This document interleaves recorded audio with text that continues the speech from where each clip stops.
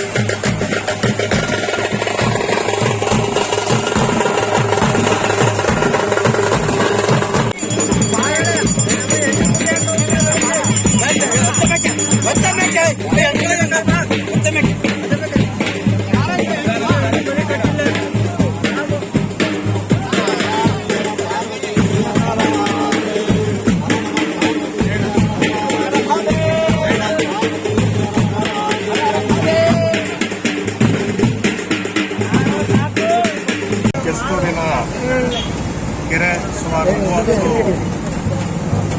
35-38 ವರ್ಷಗಳ ನಂತರ ತುಂಬಿ ಕೋಡಿ ಹರಿತಿರ್ತಕ್ಕಂಥದ್ದು ನಿಜವಾಗ್ಲೂ ಕೂಡ ಬಹಳ ಸಂತೋಷದ ವಿಚಾರ.